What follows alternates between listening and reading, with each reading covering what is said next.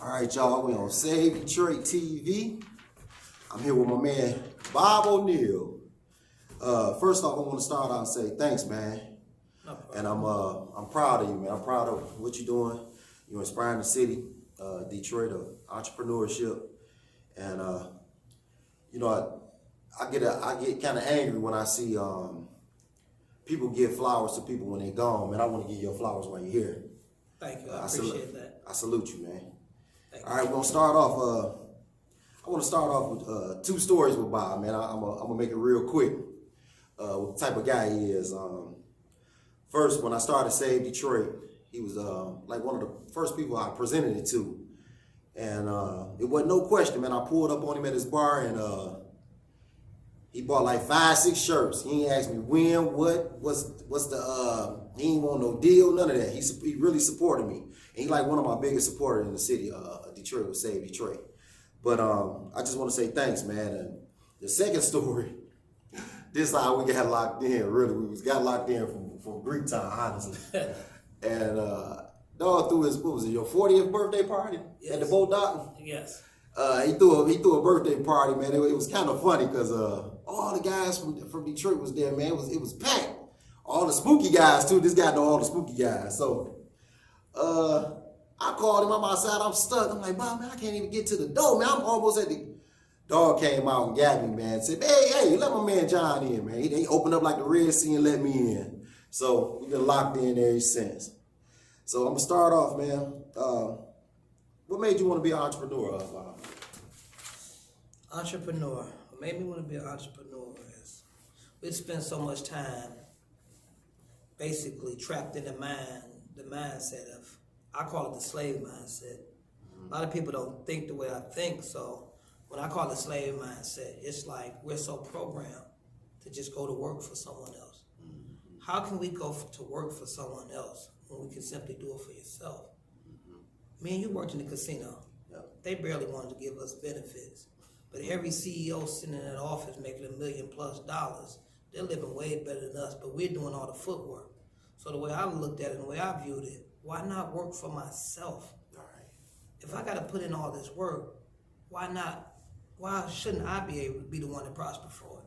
So that was like my main inspiration to keep going forward with what I was doing. What wanted you start? What made you want to start out with a lounge, with Bobz Lounge? I was a party guy. I was a party guy, and I'm like, I was going out every week. I mean, River Rock, any place that opened up, I was there. So I I fell in love with the limelight, like the club life. So, you know, you young, you going out, you like the club life. So I was infatuated with the club life. So I said, if I ever get my stuff, get things together, I was going to buy me one.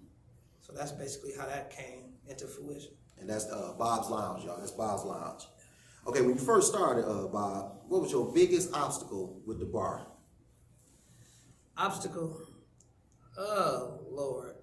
Being too kind to your friends. Being a kind person, a lot of people take that, they use it as an advantage, because like my biggest obstacle was I wanted to have something for the people, but it's a fine line between treating your friends and business. Like a lot of business has no friendship and no feelings. Until you get into business, you really realize that. But some of your friends, oh, this is my boy, so they feel like obligated, like it's their place, not yours. But not knowing, like, business, I'm here to make money. I'm not here to give you anything. Because guess what? Just like with your Save Detroit brand, if you told me your Save Detroit shirt was $75, and I go to Saks, and Armani Exchange is $80, I can't go ask Armani Exchange for nothing off. Right. So that's the way it is. So. That's good. That's a good one, man. Let me see. Coming from the bar scene, right? What gave you the vision to wanna open up a funeral home? The vision for a funeral home, right? This is it's more to the reason I bought the funeral home. I have my daughter. She's in college right now. She's in morgue school. Oh, okay. I did not want my daughter. I wanted to do things for my daughter that my parents didn't do for me. Wow. So when she goes to do her internship, I didn't want her to do her internship working for anybody. I want her to do her own internship at her own establishment. Wow, I didn't know that. That was my background for buying the funeral home. My man, I didn't know that part. Okay, with the two businesses, what gives you the motivation in building your legacy in entrepreneurship? Like, you know, working for yourself and owning two businesses. What gives you your drive? Like my drive? Yeah. Listen here. When you know where you come from, you have no desire to go back. Like I know, like we didn't have much. We didn't have much growing up. So the little things that I have now that I've accumulated through the years, I appreciate it. Just like this. Just like the old man told me one time. You jump in a car, look in the rearview mirror. You get to looking back so far. Objects in the mirror are closer than they appear. So if you keep looking back, you will be back there. So I've stayed focused. I'm moving ahead. I'm trying to get to the next level. And I'm never satisfied. I'm never content. I'm never satisfied. Good. That's what's up. That's what's up. Okay, Bob, last question, man. I'm gonna ask you this, and I want your honest opinion. How old are you? 44, right? No, I'll be 46 too. 46, okay, you older than me. What would the 46 Bob say to the 18 or 21-year-old Bob? The 46-year-old Bob, no matter what he said to the 18 and 21-year-old Bob, 21-year-old Bob wasn't gonna listen. So it don't make a difference what the 46-year-old Bob said, because it was gonna go in one ear and out the other one. So that, I don't even know if that conversation would ever happen. 46-year-old Bob would have been like, "Hey, what you doing?" 18-year-old Bob be like, "Man, what you talking about?" So.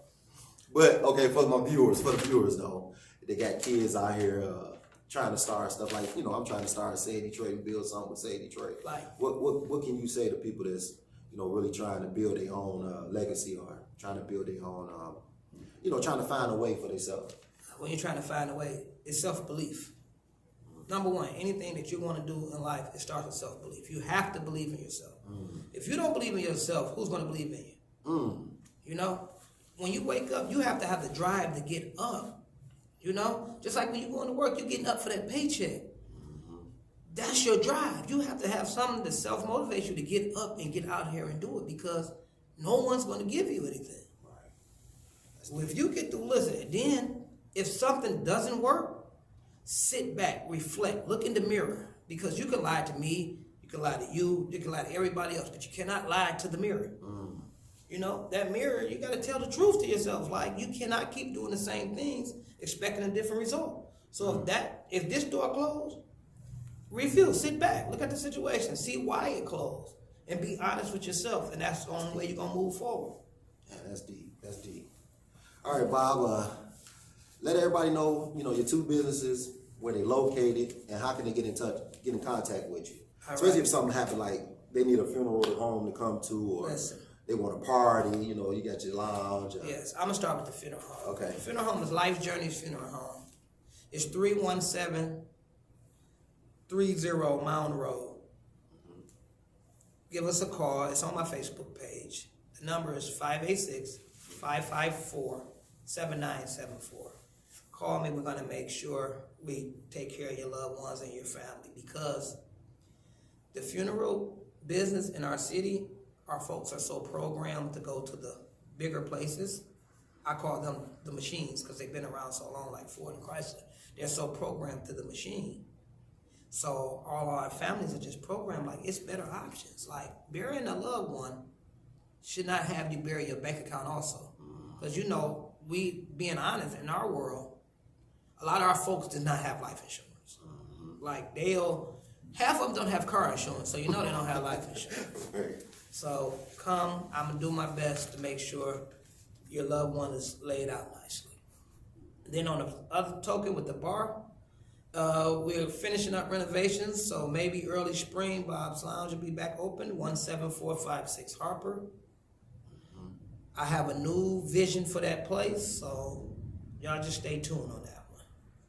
But if you need to talk to me, y'all want to talk to me, y'all need me to do mentorship or anything, I'll be right here at Life Journeys Funeral Home. Feel free to call me. My phone line is always open, and I'm always open to anyone and whatever you want to do. Thank you. My man. Appreciate you, Bob, man. Thanks for no problem. My first interview, y'all. My man Bob O'Neill. From the east side. Now, y'all know I be cracking jokes on the west side. This guy from the east side. I'm from Gerard W. Finney Academy for the Gifted. That's Yes. Appreciate you, mother.